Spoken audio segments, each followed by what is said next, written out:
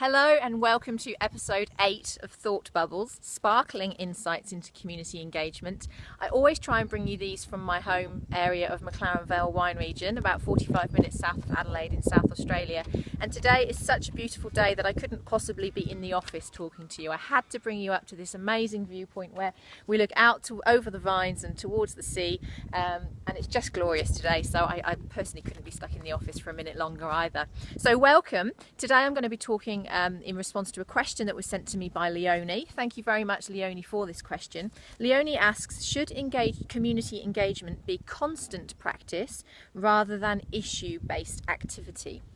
Okay, so Leonie is referring here to the way that government engage with the community on a project-by-project basis, rather than a constant engagement. And this is actually a question that I've had parked for a few weeks because I've been really trying to mull it over. I should also tell you that Leonie has given me permission to speak for an extra minute on this Thought Bubbles, so I'm hoping that, that I can give a bit of extra time to it.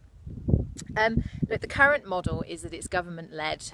When we're talking about community engagement, it's often about government come up with a project or idea.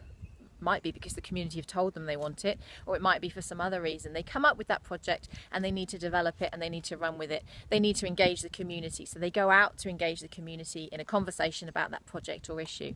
What Leonie is asking is, why does it happen on a project-by-project basis? Shouldn't it just be ongoing engagement? Well, I think naturally the way that government works is on a project-by-project basis, certainly around the things that they need to engage in a conversation with community about.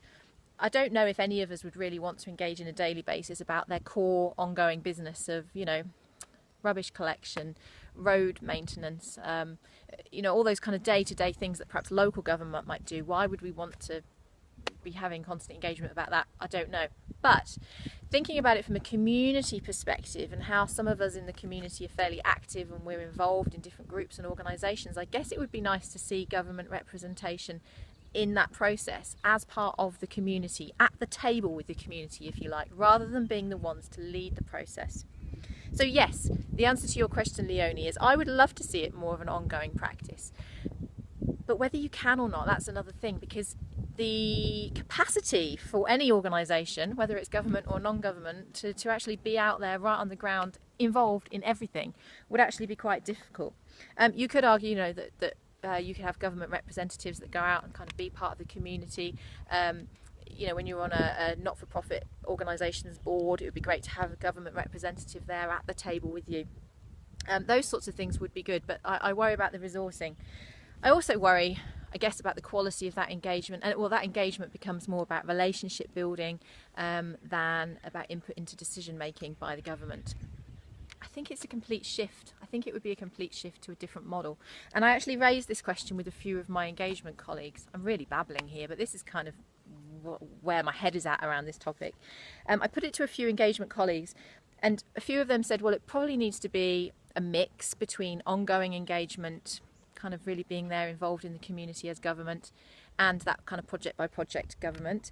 Another colleague, John, thanks John, said nothing in the real human world is constant. Engagement needs to be responsive and dynamic and periodic.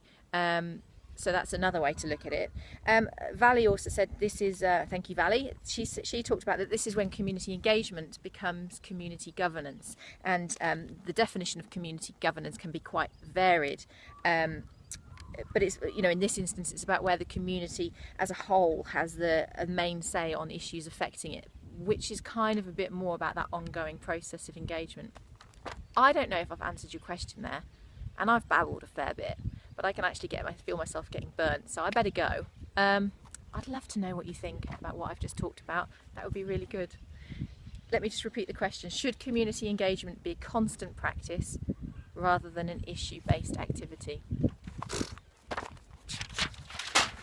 See ya.